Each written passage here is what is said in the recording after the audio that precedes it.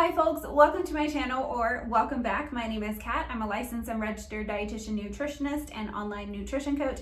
And today we are going to talk a little bit about diet culture, especially with the time right now. We are in a time of the year, one of the many times of the year, where there are a lot of programs, there are a lot of things that are going to start popping up once January 1st hits. Specifically with certain pictures that I see throughout the year, but I have already started to see them this week. And so we're after Christmas, it's right before the New Year's. And so I just wanted to talk a little bit about them because when you actually think about what is in these pictures, it's nothing of true substance in my opinion. So everything in this video is 100% my opinion. I actually got this video idea from Savvy Writes Books. I absolutely love her. I love her channel. And she's mentioned something called like business guru magnetic poetry. And I see the pictures that I'm going to share with you as kind of a nutrition guru magnetic poetry. So that's what we're getting into today. Let's go.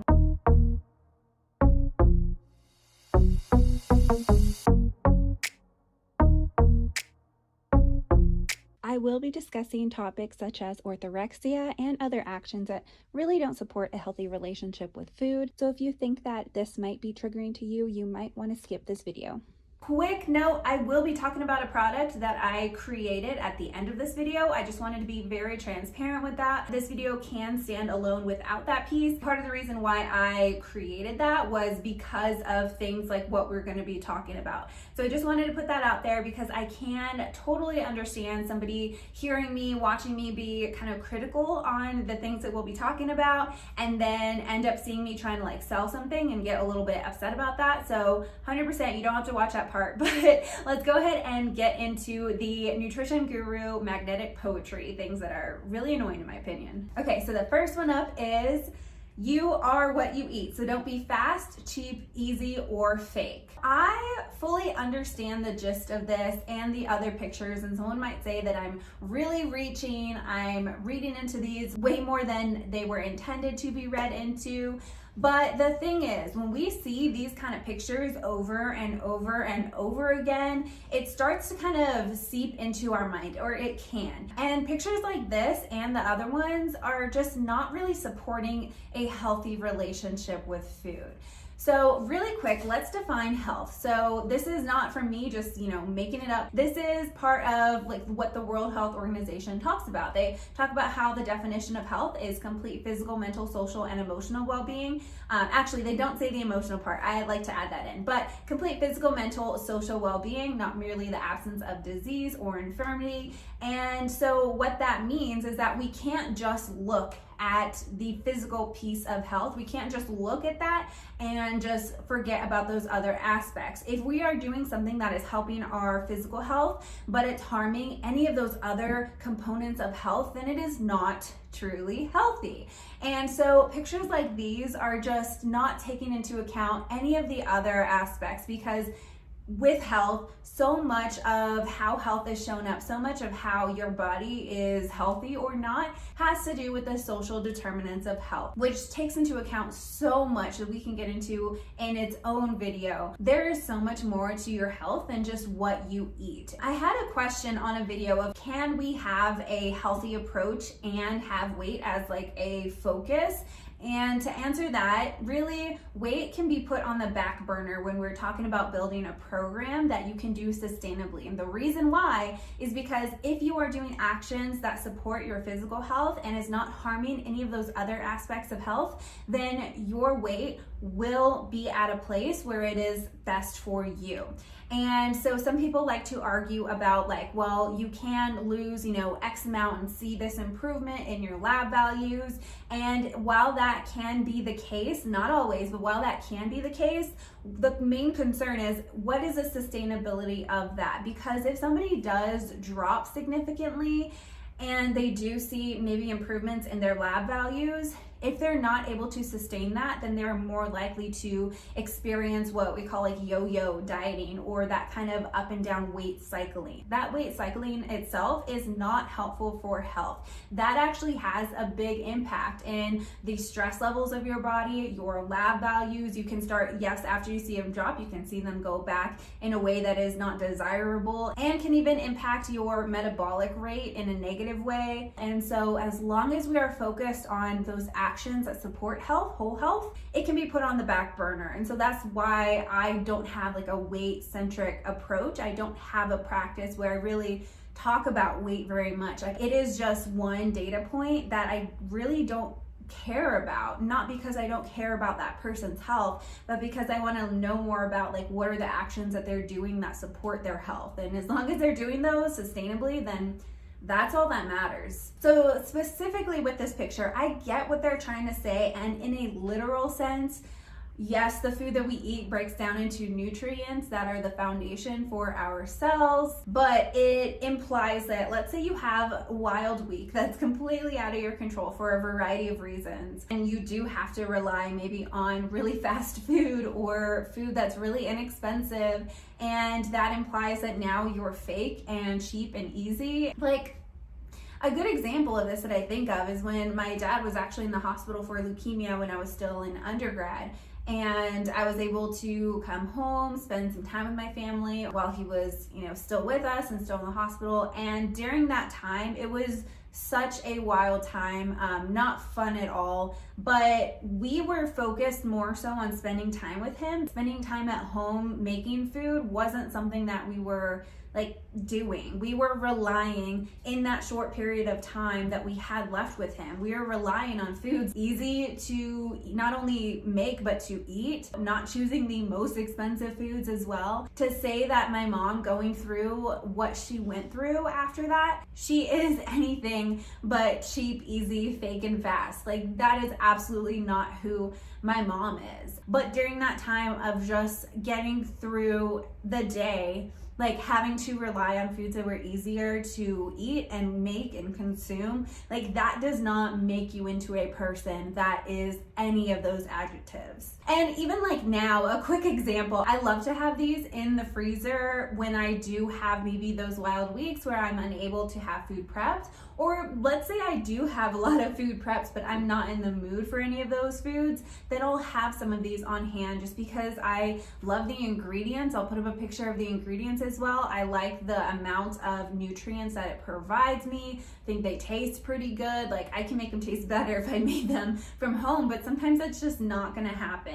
I also like to have tuna packets on hand for really easy, relatively inexpensive, really quality protein. And so just because you are having foods that are less expensive, that are fast to eat, that doesn't make you anything of what that picture was talking about. Next one, if you don't make time for your wellness, you will be forced to make time for your illness. Now, I really can't stand this one because just because you are doing things that support your health, that support your wellness, doesn't mean that you won't get a disease. And that's not exactly what they are saying, but I feel like it's kind of implied. If you aren't doing things that are promoting your health, then you're going to get a disease. When that could happen, but at the same time, you could also do things that are very health promoting and still get something that is not what you were expecting and not what you wanted. Nutrition does have a big role in epigenetics, so the expression of certain genes. I wouldn't be doing what I was doing. I wouldn't have spent all of this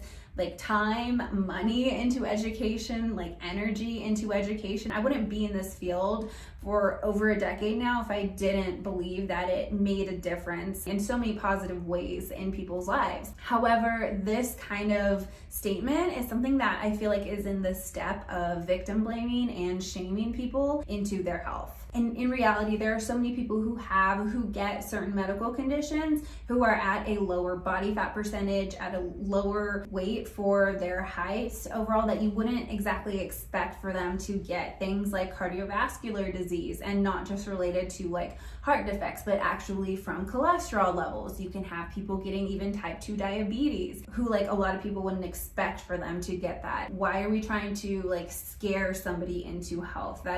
That just doesn't last for a long time. Yes, you can do what you can, but if somebody does get some kind of condition, that doesn't mean that they caused it on their own. So there's that. Okay, so the next one, I can't stand this one. Every bite you take is either fighting disease or feeding it.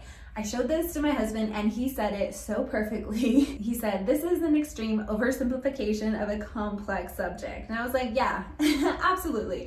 Because it leaves zero room for any kind of nuance. And you can do a lot of different things to me. You can tell me a lot of different things. You can call me names. Like you can like do so many things. But once you start to introduce this kind of dichotomous thinking within nutrition, this kind of like all or nothing thing, that's what really drives me up the wall. Now, this one specifically was from an Arbonne distributor, but I have seen this probably in like every nutrition related MLM company. And I've seen it, not related to that as well, but in general, this picture, one similar to this, even though other ones that we were talking about in this video, most of the time I feel like they're attached to people who are trying to sell a specific product, and they're usually shared alongside their anecdotal evidence about how their specific product helped them and that their product is the best of all, and yeah, just all of that stuff. Again, I can understand where they're coming from, but just because you have a slice of pizza, that doesn't mean that you are like closer to developing a nutrition related condition, a nutrition related disease. Like that's not how the body works, thankfully.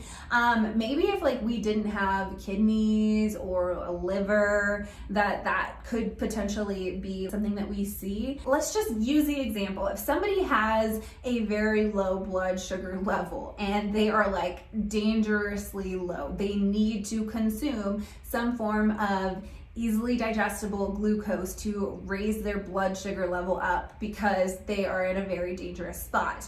Let's say you give them a piece of kale or even a handful of kale. That right there is not helping them be healthier. That is not helping them to live ultimately. But if you were to give them something like a biscuit, I don't know what that is in that picture. It looks like there's a biscuit at the bottom. Like that would be a better choice than giving them a handful of kale in that moment. Like I have been around people in the gym where they'll go to work out and they don't have anything to eat. They'll get super shaky. Like at that time, you better give them that biscuit rather than a handful of kale. Like which one is really gonna help them in their health at that time? And so really looking at the context is so important when we're talking about what is the best choice for you right now. As long as it's not like actively harming you, you're not like allergic to it, it's not something that's going to like make you feel really bad, you're actually enjoying it and it's overall helping your well-being, then it's okay. Like you can have that slice of pizza, you're fine. Okay, moving on to the next one. Medicine is not healthcare. Food is healthcare. Medicine is sick care. It's time we see it for what it is. Literally, no one is saying that healthcare is only medication. No one is saying that food can't be a part of that. So per Wikipedia, yes, I went to Wikipedia for this one. Healthcare is maintenance or improvement of health via the prevention, diagnosis, treatment, recovery, or cure of disease, illness, injury, or other physical and mental impairments in health. Healthcare is delivered by health professionals or allied health fields. Food is part of that definition. Prevention is part of healthcare. No one is saying that food doesn't belong in healthcare. What we are saying is that it is not the only piece of healthcare that we need to talk about. This picture makes it seem like healthcare professionals only care about medication, which I find very offensive because I work mostly on the preventative side of nutrition. And I have legitimately helped people to either get off certain medications or to lower their medications, and I have not touched any of their medications. That has been done in partnership with their doctor. But just to insinuate that like healthcare, it's again with the no nuance. It's just kind of this or that, when that is not the case. Medicine is part of healthcare and food is part of healthcare. It can be both things. It doesn't have to be one or the other. And medicine can be life-saving. It can help people to be healthier. Like if there's a child who has type 1 diabetes and their body like literally cannot produce the insulin that they need to survive, for their body to utilize the glucose for giving their body, their cells, the energy, giving them insulin is actually making them healthier. It keeps them from getting sick. So I just hate this picture. I'm sure you've seen by now, like all of these have something in common, and that is dichotomous thinking. That's like this black or white thing, all or nothing, like. Okay, next one. It says, the food you eat can either be the safest and most powerful form of medicine or the slowest form of poison. And it's from Ann Wigmore. Again, with this one, I am not discounting how much food can help us to not only feel good, but like be well, to have awesome lab values. I would not spend so much time. I am legitimately learning new things in nutrition on a regular basis, if not daily basis. I am subscribed to journals. I read these summaries. I read the new articles that come out. Like I am up to date as much as I can. I am doing continuing education so much. If I did not think that nutrition was so powerful and awesome and exciting and just fun to dive into, I would not do what I am doing. But things like this, it's just really promoting an unhealthy relationship or reliance on food to like keep you safe from everything. That is not the case. That food is not this kind of magical thing. It can do so much in our bodies, in our life, but it is not going to save us from everything. And this picture in particular is something that someone who has struggled through orthorexia, which is that kind of unhealthy focus on eating healthy, eating clean foods, like being scared that eating certain foods will get you sick and things like that. I can speak from experience from when I was in my late teens, early 20s. Like it is not a fun place to be. You're just constantly thinking about food and if it's going to help you or harm you, and if it's going to just, make you sick all of a sudden, and if it's just like bad. Because, there was a time when I was scared to eat beef and pork and I thought they were just like terrible foods. I'm not saying that now that I'm in my 30s that like I know everything about nutrition or anything like that, but this is just not it. This is not promoting a healthy relationship with food. I also don't want to say anything like bad about the author who created this quote, but I'm just gonna read from Wikipedia. Again, I'm going to Wikipedia, I'm sorry, but I think it's important to know who we are quoting from. Okay, so according to Wikipedia, so take that, as you would, Wigmore was an advocate of astrology, spiritual healing, and other pseudoscientific beliefs. She held the erroneous view that the chlorophyll in wheatgrass detoxifies the body and has healing powers. Her claims with regard to wheatgrass have been described as quackery. In 1980, the U.S. Representative Select Committee on Aging began what became a 4-year investigation into healthcare scams that preyed on older people. Their findings were published in 1984 in a report titled Quackery, a $10 billion scandal, commonly referred to as the Pepper Report after committee chairman Claude Pepper. The committee reviewed testimony from a woman desperate to treat her husband's cancer who accepted treatment from Stephen and Ellen Haas. And I'm not sure if I'm saying that last name correctly, so I am sorry about that. And those people were disciples of Wigmore, and eventually from Wigmore's facility in Boston, instead of standard care, which they strongly discouraged her from pursuing. She said, "I know now that I was foolish to listen to them and to spend about $2,000, including a trip to Boston, on the raw food things. But my husband and I were married for 37 years, and when he got sick, I was looking for magic. Their false promise of hope may have actually shortened my husband's few numbered days on this earth," which is so sad and something that I feel like is seen a lot in so many different areas, whether you're talking about like special diets or even essential oils, or even water too. There's so many people who discourage people from going science-based routes and getting the care that they need. Yeah, it's just really sad. So let's continue going. Wigmore was sued by the Massachusetts Attorney General's Department in 1988 for publishing pamphlets falsely claiming to offer an AIDS cure. She claimed that AIDS arises from the body's inability to assimilate the food consumed, and for about $400 sold lessons to make an energy enzyme soup that she said allowed the infected person's body to completely clear the virus. She was acquitted under the First Amendment as the claims were deemed not to be commercial claims made in trade, but was ordered to not misrepresent herself as a doctor qualified to treat illness or disease. Health educator William T. Jarvis has noted that in 1988, the Massachusetts Attorney General sued Wigmore for claiming that her energy enzyme soup could cure AIDS. Suffolk County Judge Robert A. Mulligan ruled that Wigmore's views on how to combat AIDS were protected by the First Amendment, but ordered her to stop representing herself as a physician or as a person licensed in any way to treat disease. This was not the first time Wigmore had run afoul of the law. In 1982, the Attorney General of Massachusetts sued Wigmore for claiming that her program could reduce or eliminate the need for insulin in diabetics and could obviate the need for routine immunization in children. She abandoned those claims after losing in court. So that was a lot. This is where that quote is coming from. So there's that. Next picture. This one, I legitimately laughed out loud when I saw this.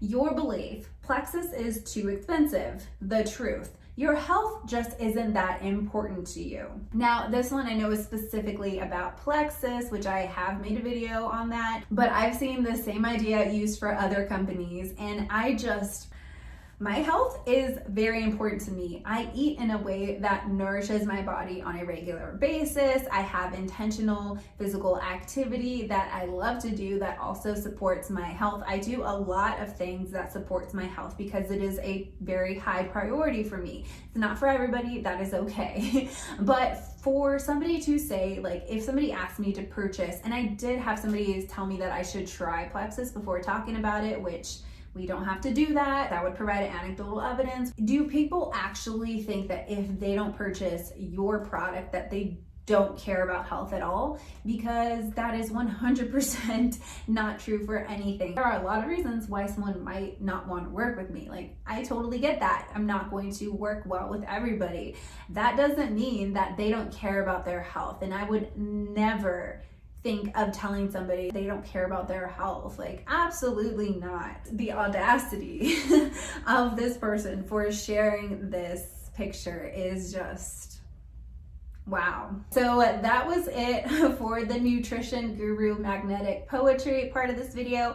I'm going to go ahead and share a little bit about a project that I've worked really hard on and that I'm super proud of. Let me know if you liked seeing some of those pictures and hearing commentary about them. There's so many more pictures that we can chat about and that we can dissect, because it's not stopping anytime soon, especially with the time of year that we're in currently. So this is what my new program looks like. I actually have two online LLCs. I have Unlock Nutrition, and then I also co-own Iron Movement with one of the most amazing people ever. She is literally the perfect business partner for me, a wonderful friend. Her name is Christina Spencer. I absolutely love her. She is amazing. I'll have to bring her on this channel at some point. So we both have Iron Movement. We run that, and so I really wanted to have something that gave people a foundation for building a healthy relationship with food. And so that's kind of where this 4-week refocus kind of came about. And I wanted it to kind of be around this time of the year so that when people would ask me what do you think of this program, or what about this, I could kind of guide them in a way that even if they didn't actually do this, that they could at least know where I stood. This is not a weight focused program. Even on the front it says weight neutral program. What weight neutral means is kind of like what we talked about at the beginning of this video, how we can focus on health and the actions that you're doing and not even have to talk about weight. Because if you are doing those actions that support your physical health and aren't harming those other areas, then your health, your weight will be at a place where it needs to be. And so we don't talk about weight in this program, and it's 4 weeks. It's broken down into the first 6 days of every week, and that 7th day is an off day. It's kind of a day of rest or catch up or anything like that. So it is a weight neutral nutrition program for empowered eating. So empowered eating, how we describe it or how we define it, is a very intentional and grounded framework for eating, and it involves approaching food with curiosity, compassion, and context to find joy, confidence, and health in eating for life. Empowered eating lives and thrives in the gray of life. Our color for Iron Movement is gray because of the nuance that nutrition has. Everything that is opposite from the pictures that we spoke about. So I want to give a really brief overview on each of the weeks. We start off the first week really building that foundation for having a plan that really fits you and that falls aligned with your values. We talk about how self-compassion looks like as far as like how to approach food in that way that is supporting your health. And we talk about like what are the foundation steps to building a more mindful and intentional approach with food. Because you can hear someone say like, yeah, we should eat mindfully, but what does that actually look like and how do we start to do that? We talk about building food neutrality, which is something that is super important for having a healthy relationship with food and for choosing foods that support you. And also the sensory experience that we can have with food so that we can be more mindful and more in tune with the food and our body. Week 2, I absolutely love because that's where we really start to build those more interoceptive skills where we can listen to our bodies, because that is an actual skill. We come with it, but a lot of times just through different kind of diets, different rules, different things that we hear, we can kind of lose that skill almost. And so this is just building it back up. So we talk about body scanning. We talk about recognizing hunger cues and fullness cues, like outside of just feeling it in your stomach. We get into the differences of like actual biological hunger versus emotional hunger. We also talk about emotional eating and how like it can show us a lot about ourselves, what we can learn from emotional eating, how we can approach it in a way that is compassionate and still helping support us overall. And then in week 3, this might be a little bit surprising to some people, but it isn't until we get to week 3 when we really start talking about like specific foods. This is not a prescriptive program or anything, but it does give you information about some of the foods that we can kind of prioritize that generally for a good amount of people help us to feel good. Of course, that's going to vary depending on the person and different food sensitivities and different things, but we do start talking about those foods that are really nutrient dense and that generally help us to get the best kind of energy, to help us feel full